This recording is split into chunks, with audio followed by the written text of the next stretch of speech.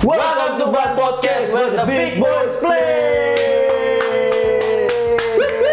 Ayo. Nggak ada suaranya sih. Nah, gitu dong. Masa nggak ada suaranya? Ngapain, Pak? Nggak ada rekan saya ternyata. Oh, udah bukan ini lagi. Apa?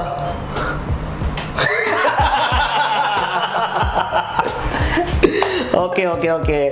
Sebelum kita mulai acara kali ini, seperti biasa kita subscribe dulu akun YouTube kita. Jangan lupa di klik like, terus komen dan juga follow akun sosial media kita ya. Ada di Instagram, YouTube, Spotify juga dan juga untuk Discord channel kita. Betul. Semua ada di link di bawah ini. Iya. Di bawah. Dan juga jangan lupa kita punya akun partner. Iya. Jadi kalau mau ngecek silakan ada di bawah semua ya. Siapa aja sih akun partner kita? Ada Sukagulat, Masa Slam ID, Betul. sama wrestlinguniverse.id. roaming dulu. Iya. Loading dulu ya. Udah lama gak syuting nih. Iya. Dan kalau Hari ini kita mau ngomongin sesuatu yang sangat penting. Apa yang tuh? sangat menggairahkan di dunia wrestling minggu-minggu ini. Bukan lain, bukan hanya AEW. Buat kalian para pecinta AEW, akhirnya kita bahas hari ini ya. Yes. Akhirnya kita punya konten AEW. Betul. Setelah lama nggak ada, lama banget konten WWE ya, bosen ya. Ya, selain si Empang sih, selebihnya WWE ya. Karena emang baru kemarin tuh AEW punya nama-nama besar nih datang nih. Enggak sih sebenarnya, karena dari kemarin tuh Vince yang bayar kita. Oh gitu. Sekarang Tony kan baru bayar. Jadi Tony kan? iya. Oke, kita flashback dulu yang debut di WWE. Lagi kan? Aduh. Vince. Maaf ya. Di AEW All Out kemarin. Siapa Yes. aja? Pertama adalah debut matchnya CM Punk melawan Darby Allin. Bisa kita lihat. Best in the world. Kalau kelihatan, nggak kelihatan sih. Gini, lu beneran di sana? Iya. Virtual lah. Alasannya baik semenjak pandemi ya. Iya betul. Buat kalian ikut nobar ya, kalian juga di sana loh kemarin. Oke, gimana menurut? Kita belum kenalan cuy. Iya benar. Masih dengan gue, Mr. I dan teman saya Dipo. Gitu doang. Gitu doang sih. Berpelukan gitu. Bukan gitu. Iya. Nggak boleh distancing. Boleh itu social distancing. Oke, gimana menurut Dipo match debutnya CM Punk melawan Darby Allin kemarin? Menurut gua, kalau dari segi match mah biasa aja, tipikalnya match CM Punk. Mungkin lebih ke karakter driven kali ya, nggak yang flip flop, nggak yang banyak kayak super Tua kick kali ya. tua. Sama mungkin dia emang lebih nge-excitement penonton ya, Iya. lewat sellingnya dan lain-lain gitu ya. Sukses sih kalau menurut Ya gua. sukses ya memang, Iya. nggak flop, nggak hancur kayak di debutnya di MMA. Oke, Kalau misalnya yang gua poin negatif ya maksudnya dari gua ya, di debutnya CM Punk itu cuma satu, apa tuh? celana panjang. Iya, nggak ikonik ya. Kenapa itu bos? Padahal udah semua ya, udah ngomong apa Clover in Time, udah Iya, begitu, udah Pakai semua kan. tim songnya juga, cuma pakai celana panjang, Kenapa dia pakai celana panjang bosku? aurat. Nggak ada gunanya dong dari atas ke bawah. Udah tua. Gue berharapnya sih ya cuman karena first match doang, habis itu kedepannya pakai apa sih kancut lagi, Terang. trans bahasa Inggrisnya trans ya. Selain CM Punk, ada juga debutan yang mungkin kalian yang nggak familiar banget dengan nama ini adalah Minoru Suzuki. Dia tuh terkenal di NJPW, kalau kalian tahu tuh sangat hardcore ya. Oh kenapa sih itu? Kenapa dia bisa hardcore banget? Karena memang dia tipenya seperti itu, di mafia dibilang. Udah tua katanya ya? Udah tua Pak. Dan langsung nantangin John Moxley yang notabene ekstrim juga. Matchnya tuh wah bakar gore. Ini kedepannya bakal gimana nih? Feud Moxley dengan Minoru Suzuki. Akankah dibawa juga ke NJPW atau stay di AEW aja? Nih gue mewakili yang awam, bukan awam sih, maksudnya kayak nggak terlalu nontonin matchnya Minoru Suzuki ya. Tapi kelihatannya kalau dari yang gue tonton dari debutnya bareng Moxley, maksudnya dia nge-intro Moxley ya setelah match ya. kayaknya sih bakalan menarik sih. Holy shit gitu Iya, kan kemarin. lebih kayak gitu. Dia kan sebenarnya kita ini syutingnya setelah yang match dia sebenarnya kan. Dan gue lihat sih matchnya kemarin yang one on one sama Jon Moxley di Dynamite itu kayaknya kurang waktu sih kayaknya. Mungkin waktunya terbatas kan karena di TV. Gua rasa sih nanti harusnya akan ada rematch ke depannya gitu. Harus.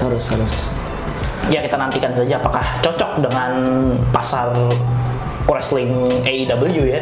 Wrestling awam lah, karena sekarang AEW udah masuk ke ranah wrestling awam nih. Orang udah tahu nih. Mulai. Ya kan, bahkan nama-nama fans non wrestling juga banyak yang tahu ya, udah mulai tahu apa tuh AEW, siapa si Empang, dan bukan return sih, debutnya Ruby Soho juga. Oh iya. Di WWE namanya Ruby Riot. Ruby Riot kalau yang Di AEW Ruby Soho. Gimana nih? Dateng, apakah Women's Division AEW akan terangkat dengan adanya Ruby Soho atau biasa aja? Karena kita juga tahu nih, selain Ruby Soho ada juga mau datang nih The Iconic kalau di WWE. itu masih rumor sih. Kita kan belum bicara fakta ya. Oke. Jadi kita mengesampingkan yang rumor, kita coba ngobrolin yang Ruby Soho dulu. Kalau menurut gue sih Ruby Soho bagus, ada edition lah gitu. Tapi ya so-so aja sih kalau menurut gue. Mungkin yang nggak akan ngelefek banget kali ya, karena emang di wrestling sendiri Ruby Soho itu nggak sempat nyentuh main eventer mungkin. Iya. Jadi mungkin ya akan nambah variasi untuk matchnya di Women's Division, tapi nggak akan melejitkan banget menurut gue sih. Itu kalau personal preference gue sih, gue biasa aja ya kalau sama Ruby Soho. Tapi kayaknya kalau di fans kemarin pas lagi di Casino Battle Royale Women's itu kayaknya itu ramai hype banget sih. Jadi kita nantikan dia kan langsung dapat ini ya, langsung dapat chance ya kan untuk merebut. Karena sekali lagi dia waktu itu menang Casino Women's Battle Royale Indro. Iya, jadi langsung dapat kesempatan gitu kan. I don't know. Iya, karena dia memang untuk Gak nyampe dia. Mau kasino, don't know. Iya, saya bawa jokesnya bapak kayaknya. Saya pulang aja lah kalau gitu. Oke, intinya Ruby Soho langsung menang di match pertama dia, yaitu ala-ala Royal Rumble lah ya kita ngomonginnya ya. Kalau nggak tahu Casino Battle Royale, jangan ngomong dulu ya. Lebih ke Royal Rumble atau Money in the Bank sebenarnya? Sama-sama. Royal Rumble. Karena kan itu sama-sama number one contendership. Yes. Cuman bedanya kalau Casino Battle Royale dia nggak ke WrestleMania. Nanti WrestleMania siapa ini? Kenapa siapa aja? Anda siapa di WrestleMania tiba-tiba muncul? Imposter. Nanti kayak The Outsider dulu ya? Udah tau nongkrong makan popcorn. Kalau di Outsider kan nongkrong kan makan popcorn. Kalau Dia ikut match. Kalau dia nih muncul ya kan bawa jadi tukang bakso. Kalau nggak jadi figuran yang kayak si Empang dulu ya, jadi mafia. Yang nggak kalah mengejutkan juga adalah debutnya. Jadi debutnya tuh unik ya. Orang kira tuh Kenny Omega, atau datangin Adam Cole, bakal seru nih. Ternyata masuk jadi Teman. Iya. Temen klubnya. Iya, kan kalau misalnya di WWE yang akhir-akhir ini yang baru return kayak misalnya John Cena. Return muncul nantang Roman ya kan. John Cena kalah, Brock Lesnar muncul nantang Roman ya kan. Kalau Adam Cole muncul jadi temen. Tapi gimana menurut lo? Apakah Adam Cole akan dapat main event role juga kayak di waktu di NXT, atau cuma akan jadi shadow doang nih? Karena masih ada Kenny Omega. Kalau gue lihat ya, ini cuman opini gue juga ya. Ini kayaknya dia pelan-pelan sih. Jadi kayak dia bakalan jadi shadownya Omega. Ya second fiddle lah gitu ibaratnya kalau dibahasinin. Nanti pelan-pelan dia bakalan berontak juga. Bakal berkhianat. Iya, kayak ini storyline-nya si Cody waktu baru masuk ke Bullet Club-nya. Oh iya. Omega kan gitu kan, awal-awal kayak berdua gitu kan sama Omega kan, dia di bawahnya Omega, lama-lama dia nge-screw juga ujung-ujungnya. Jangan salah, Adam Cole dikeluarinnya waktu itu di Super Kick Party oleh Super Kick Party lagi ya kan. Habis itu dilempar ke WWE. Sekarang balik ke AEW cium malah. Banyak yang orang bilang, ih ngapain sih dicium? Emang begitu mereka dari dulu, dari zaman ROH begitu. Sebelum terkenal, aduh kalian kemana aja? Enggak, soalnya fans casual yang ngomong gitu. Jadi belum pernah nonton ya? Gak tahu ya kan. Coba langsung cari di YouTube ya match di ROH, di NJPW begitu mereka cium-ciuman begitu. Dia kayak kakak adik sebenarnya, bukan karena suka ya. Ya nggak tahu sih kalau di cuma urusan kita. Bukan urusan kita juga. Bodoh amat yang penting. Dan juga kalau yang belum tahu, dia punya sub unit ya, trionya Young Bucks sama Adam Cole itu namanya Super Click. Nanti akan di siapa nih yang kira-kira akan di Super Kick Party kemarin mereka?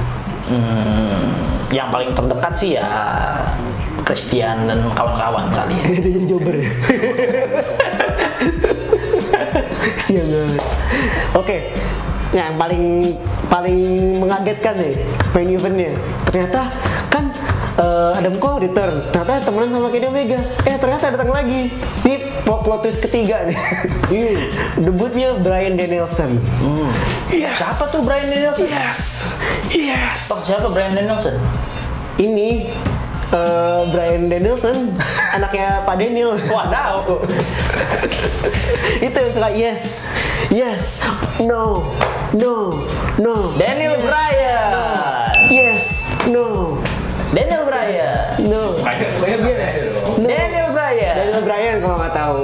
Ini unik ya, padahal Daniel Bryan tuh ngaku dia nggak punya masalah dengan WWE. Kenapa dia tetap gabung AEW? Mungkin bosen kali ngeliat Vince. Bahkan Vince kan pengennya big guy kan. Iya sih. Jadi mungkin kayak gue bentar lagi menjadi jobber nih lama-lama nih ya kan. Ya udahlah, cabut lah. Tapi kalau kata menurut gue nggak tahu ini benar apa enggak ya. Siapa ngomong begini, kalau emang lu nggak punya masalah, kenapa harus pindah? Ya kan? Daniel Bryan ngomong ya nggak ada masalah, gue sama dia emang nggak ada konflik apa-apa, tapi tetap pindah ke rivalnya. Kalau dia pindah ke Jepang atau apapun nggak masalah gitu. Pindah ke rivalnya, ini ada apa nih? Dan gimana abis ini debutnya booknya Bryan Danielson di AEW nih?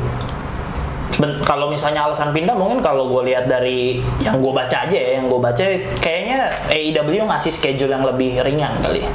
Mungkin kalau di WWE kan Bryan itu harus 300 hari di on the road gitu kan. Itu kan kalau misalnya full time wrestler di WWE itu dia 300 hari kan ada di di arena gitu-gitulah gitu, pindah-pindah. Ini kalau di AEW kan karena nggak ada live show yang offline ya, maksudnya yang off air gitu ya. Jadi cuman seminggu sekali, dan itu mungkin lebih ringan kali bagi Bryan untuk masalah schedule. Mungkin ya. Ya itu sih faktornya kenapa dia cabut. Dan untuk bookingan dia harusnya sih, kalau gue lihat dari prospek match dia langsung lawan Kenny Omega. Bukan Kenny Dykstra. Bukan Kenny Spirit Squad. Iya, bukan Kenny Spirit Squad. Atau Kenny G. Kenapa jadi penyanyi? Saya pulang lah. Oke. Tapi ini kan waktu itu sempat Siampang ngetisin Bryan Danielson kan.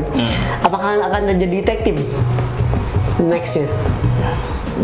Pengennya sih, tapi kayaknya sayang nggak sih kalau cuman big star yang dibayar lumayan mahal tapi buat jadi tag team doang. Masalahnya tag team AEW udah banyak. Jangan salah ya, tag team itu juga lumayan naik loh di AEW. Cuman terlalu banyak. Sayang. Kayak Luchasaurus lagi. Kayaknya nih bakalan nge-prospek ke AEW World Title, cuman kan ada match Kenny Omega lawan Daniel Bryan ya, Bryan Danielson. Itu tapi non title pak. Jadi debutnya match dia langsung lawan champion, cuma non title. Karena belum deserve mungkin ya. Nggak kayak WWE sesuka hati dikasih gitu. Brock Lesnar atau dapat. Goldberg. I want a match. Crown Jewel. For the title. Tadi udah tuh pembahasan singkat soal yang debut di AEW. Iya. Kira-kira kedepannya nih bakal berapa banyak dan siapa aja ya kira-kira yang akan direkrut AEW lagi? Jadi prospek kedepannya AEW, gua rasa sih banyak free agent yang udah mulai bertebaran nih kan. Dari Siapa mulai yang kira-kira? Bray Wyatt ya kan. Bray Wyatt. Wah, emang ada gosipnya dia mau ke AEW? Enggak juga sih, tapi kan dia kayak available gitu kan untuk dikontak gitu. Gue kontak kan sekarang. Iya. Wah, Lu punya nggak nih nomornya bro? aduh. Tapi emang di Twitter tuh Bray Wyatt udah ngetis ya. Ngetis kayak nge-tweet apa sih? Bentar. Intinya dia mau berarti ngetis untuk return. Ah, ya. Dan disambut juga oleh temennya juga nih. Siapa tuh? Siapa temannya yang nge-twist?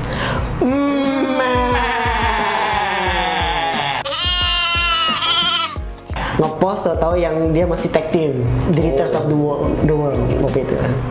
Apakah berikutnya surprise-nya Bray Wyatt? Barang Matt. Hardy lagi? Tapi Matt Hardy sekarang lagi jadi ini gimmick orang kaya Pak. Jadi V1 lagi? Enggak sih, enggak V1. Apa sih nah, kalau gimmick dia di Impact kayaknya dulu deh. Namanya Hardy Family Office. Jadi kerjanya nebar duit. Big Money Matt. Big Money Matt. Big Money Matt. Ya nanti cepet aja beli Bray Wyatt, beli rumahnya Firefly Funhouse-nya. Yang unik nih kalau Bray Wyatt balik, kira-kira gimmicknya gimana nih kira-kira? Kalau misalnya Return. kalau misalnya Debut. kita ngomongin Bray Wyatt kan dia nggak bisa pakai nama Bray Wyatt ya. Windham Rotunda. Iya, kalau kan Oh, kalau misalnya si itu Aleister Black kan dia Malakai. nggak pakai nama Tommy N tapi Malakai Black. Malakai Black. Kalau Bray Wyatt pakai apa namanya? Kira-kira Cult of Windham. Dia kan nggak punya Cult of Windham. Cult of Windham ya. Gue nggak kepikiran sih nama yang baru dia apa. Masa pakai Windham Rotunda? Kan terlalu Ya tergantung ini dia, tergantung gimmick yang dia pakai. Terus kedepannya gimana nih? Apakah AEW akan terus mencaplok talent-talent yang dibuang oleh WWE atau mengestablish yang udah ada? Kalau gue lihat dari bookingannya sih ini ya apa namanya seimbang sih untuk sekarang ya. Untuk saya ada yang dinaikin dari apa sih homegrown talentnya kayak Darby Allin, Yang turunin, Jungle Boy dan kawan-kawannya. Luchasaurus. Iya Luchasaurus. Tapi established star juga kayak Bryan Danielson, terus CM Punk juga ini naikin. Jadi kayaknya sih masih seimbang gitu. Jangan sampai berat sebelah. Kalau berat sebelah sama aja Anda kayak WWE. Nggak tahu ya, ini masih awal ya. Nggak Atau tahu mungkin ya. itu strategi gue supaya udah kita pecatin aja biar direkrut semua. Kita juga bangkrut dia. Wah, Anda nih ngomongin konspirasi teori ya. Tapi intinya sih siapa yang bisa bayar kita lebih mahal ya kita bagus-bagus. Ya iyalah. Gimana? Ada duit, ada loyalitas. Iya. Oke, kalau menurut kalian gimana untuk kedepannya soal AEW ini? Apakah kalian setuju dengan kita atau enggak? Boleh tulis di kolom komentar di bawah. Setuju ya? Kalau nggak setuju, nggak apa sih? Nggak apa sih. Unik jadi akan pembahasan ya panjang. Asal jangan dislike aja loh. Ya nggak apa-apa juga sih. Oke, di-share juga, jangan lupa. Tuh, kalian tuh udah dibahas tuh AEW tuh. Bisa di-share di Facebook kalian gitu kan kalau mau. WhatsApp rumah tangga kalian, grup-grup kantor gitu ya. Keluarga. Ke artis juga bisa. Mungkin itu dulu dari kami. Masih dengan gue, Mr. I. Dan gue Dipo. Masih di Band Podcast. Where the big boys play.